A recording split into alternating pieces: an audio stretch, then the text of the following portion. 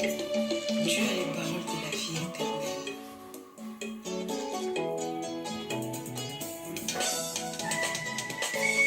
Du temps des juges, il y a une famine dans les pays.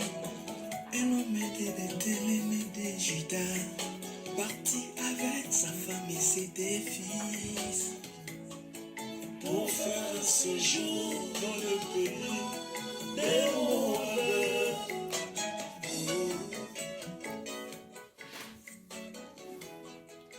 Shalom, shalom, shalom.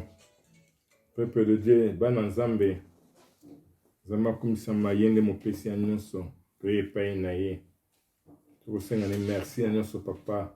Oyo azosakati na biso na badibota. Nzambe tokumisi yo. Yo nde Nzambe ya différence tobelaka.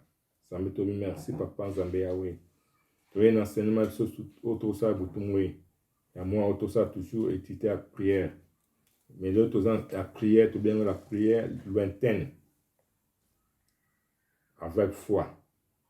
La prière lointaine, avec foi. Namba komisama, ngai offrir no ce que j'aime jamba. Na makasi nzama pesi biso nyonso. Cet esprit à kata biso. Yenda kwa enseigner biso ya kobela biso na nyonso. Donc toujours insister mingi sur la prière. Tu ta prière, toujours moi à prière, ça arme efficace. La prière, ça ne dépend pas à kilomètres ou à distance. La prière, ça qu'on croit, il y avoir la foi. Si vous croyez dans la prière, vous avez la foi, et que ça n'est pas que ça m'a. Si vous avez la foi, c'est que ça m'a été. La prière, ça qu'on libère. Tout ça, tout le parole qui le banzambe libéré. La parole, la prière, ça qu'on libère, ça qu'on change, ça qu'on transforme tout. Prière, la malobotangi, transformer, changer yo. Ils ont protégé, ils ont guéri yo, ils ont béni yo, ils ont sauvé père. Et moi, tu as un thème là-dessus de l'eau, on a dit, ça dit que tu parles de la prière, tu thème la guérison lointaine. Matthieu 8, verset 5 à 10, tu vous appelez 13. Thème là-dessus, c'est la guérison lointaine. Matthieu 8, verset 5 à 10. Par après, un 13. L'histoire, il a dit, c'est un centenier. Il a abordé Jésus-Christ pour son serviteur. Un centenier, un âne, un officier romain, un mokonzi, soldat. Il a dirigé troupes, 100 hommes. Un mokonzi. Comme Jésus-Christ, il a vu la Capernaum, centenier à Monier. A prié, a dit, Seigneur, mon serviteur est couché à la maison, en train de paralysie, et souffrant beaucoup. Il a abordé avec le Jésus-Christ, pour notre serviteur. Zoma s'est dit, Azan Mawa serviteur, un serviteur, a moni Jésus-Christ, a Jésus-Christ, pour notre serviteur. Avec tout le respect. Jésus-Christ peut répondre à lui jurer et je le guérirai na kokende kuna pe na kobikisa ye. Voilà la réponse, il y a Jésus-Christ. Centenaire a un respect sous tata na bomite te okota ndako na ngai. Kasi loba c'est le loba pe mosali na ngai akobika. Donc, c'est ça présent, ça qui n'a pas été. C'est ce que ça le bakal, il le bat mon con. Asa sig dans le bas moko jusqu'à ça le bas. On sait n'a copika. Souci il y a parents, souci il y a maman, souci il y a papa, maman, oh moi na zobela. Asa posa moi nae apika. Tout ça n'est servi, tout ça n'est centenier.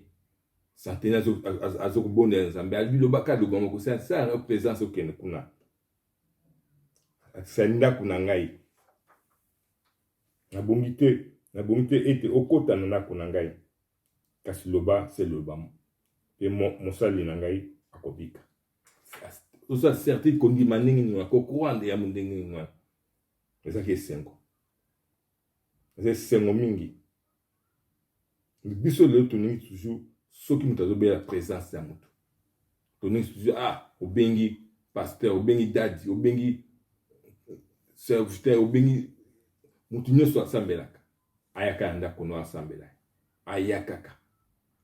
Il y a thème sur les autres parler, c'est la guérison lointaine. La guérison lointaine. Zaka na bondimi, zaka na likia. Na musika, mutakosa le prier obika. Zaka musika obika. Ezaka muta pimente. Hier, azo pesko, azo konoiza, azo Jésus Christ. Qui suit soumis à ce esprit, azo bangayi. Et ça, nous avons mon conseil. Ma paix s'appelle ordre. Et pas basibateur na ngai. Yaka, aye, kende. Salabo, kende kuna, kende salabo, sali. Azo faire voir Jésus-Christ. Jésus-Christ, azo yokai bien. Avec tout respect. Jésus-Christ, azo yokai bien. Après, c'est Jésus-Christ pour position. Avec un grand cœur, Jésus-Christ, azo yokai vraiment. Azo stade ça Jésus-Christ. Qui est pas ça, mon conseil. Sera bengi. Parce que atina pese mbeko apese instruction yo salabo ya sala yo yaka yo kende bo yo kende kona salabo sa nengezaka c'est-à-dire que azan likia que jusque ça azo ndi maza courant la jusque ça le baka le ba moko ata musika musa na serviteur na obika Jésus après avoir ko yo kaye jusque ça azali ko kamwe tonma kamwe. Et nous sommes pas condamnés à y en vérité. Groupe ne va pas m'oublier. À lui, nous avons même en Israël à te retrouver une foi menée ma casse beauté à monaté une foi forte. On te bat toujours foi ça dans Zambie.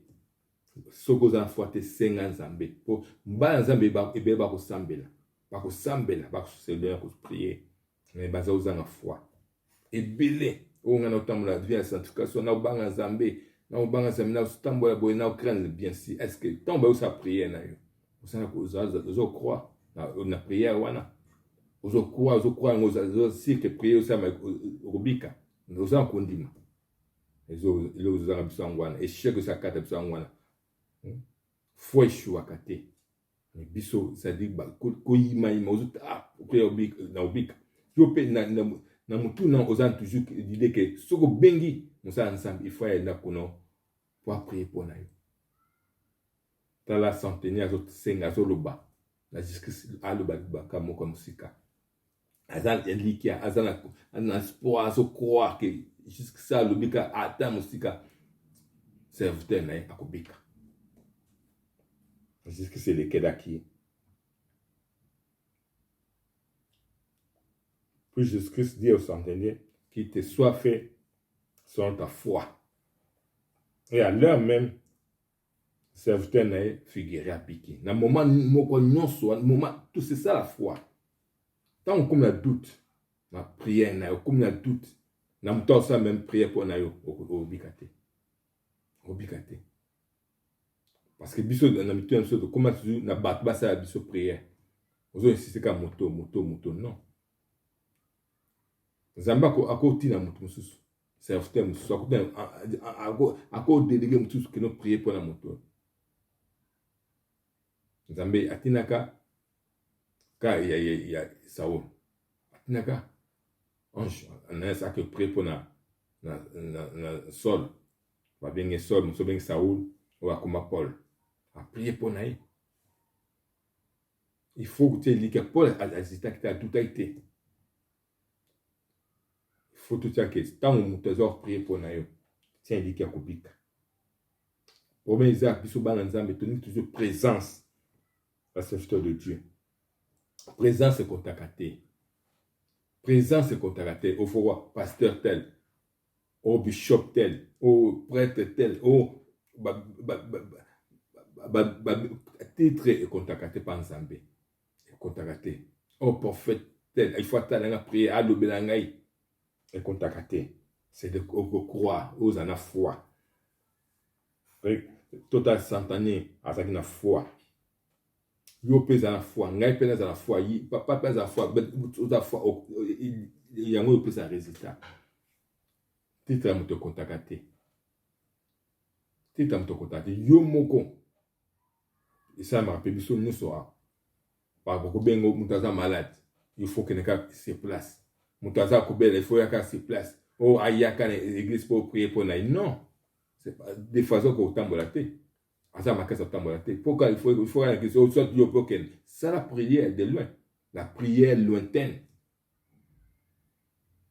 la distance contacté tala ndenge sika jusque ça zaki na zokota na kapel na kuna ça tenait aborder mbamo si comme na ya serviteur na aza ubela ainga kufa aza natike paralysie jusqu'à nga ke de kunabite za dignité na kuna kota lo bakaka lo bamoko ezota sabiso ba nzambe tonique toujours que tokene na lieu to que tu na lieu o mutazobela et que seni bande ko bonde ba ebele baza hôpital na banda ko bakanga banda ko ke baza makasa ko prier te baza ko tele matin to prier pour na bona misika za matai subso a à distance contacté yonde croire que nazo prier pour la moto akobika yepe ku nazo croire que mba prier ba sela na kubika c'est ça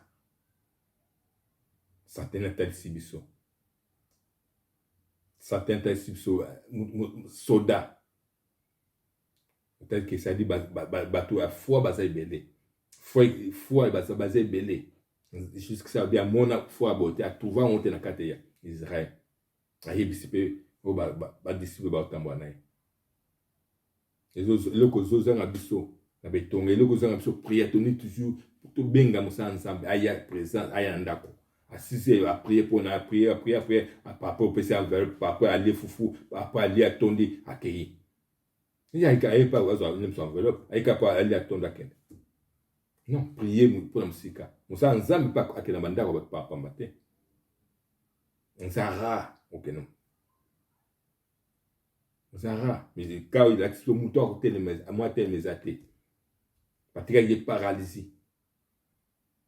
Il a souffert donc vous savez que il a souffert beaucoup donc malade donc c'est à quoi il mourant. Parole des amis ont passé une même de loin tu peux prier pour la moto. Il faut croire à la foi. Quand tu as le dit parole de Dieu. Et libère prière wana jusqu'à ça à sa prière le balobi kaka wana na musika on passe à libérer on t'a guéri on bataille s'ils sont bien la 13 n'ing qui te soit fait selon ta foi et à l'heure même le serviteur fut guéri et c'est mon mine la 13 wana ce qui aussi si j'ai à prier pour la moto. Tant on se prier si j'ai un mal à mon con, on soit quoi aborder en prière. Toi il peut se si j'ai toi à une prière déjà il dit qu'il déjà qui tant on te prier pas il y a moto assemblée ayaka nda côté ayaka nda côté à prier dans musique.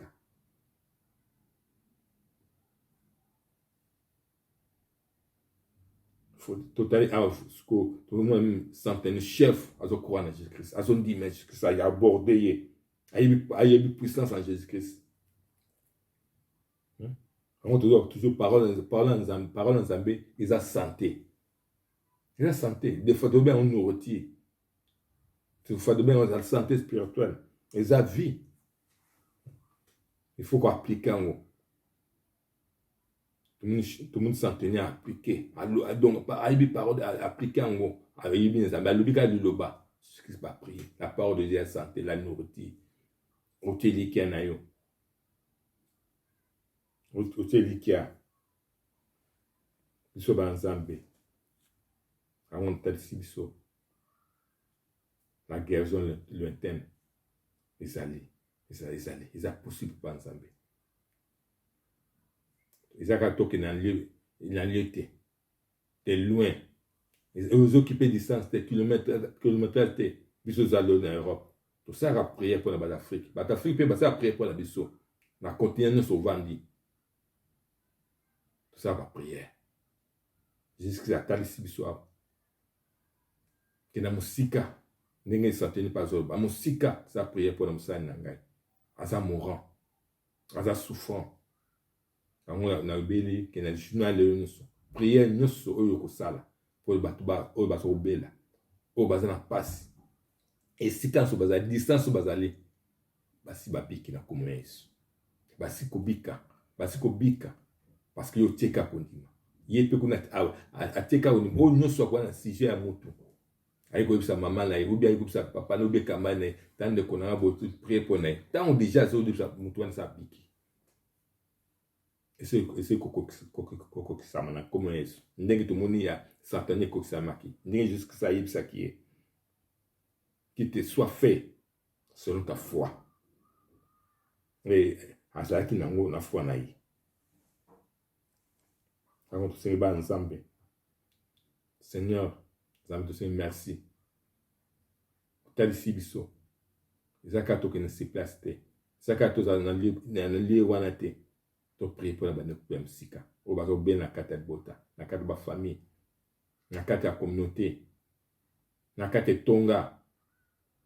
Priez pour la bateau. O ba kana na hôpital, priez pour la bango. Tant on prier pour la bango lelo. O kanska kam ne konanga zo bela. Donc priez pour na yoza na foi. Yepe kuna za likia. Même aza mora zo ba temi yo moto zo yeba. O même quoi aborder si j'ai un moto malade. Na za likia. Mutuana asikobika. Asiko za guéri na komona Yesu. Samba komisama. On a si j'ai wa pesa biso. A zone lointaine. Et que c'est ma première biso nyonso. Bandeko nyonso bakotumisa maladie. Nzambe atala kana bongo, ataka na biso, na ba famille biso, na ba proche na biso. Nous sommes tous guéris au nom de Jésus-Christ. Nzambe akumisa nyonso. Amen.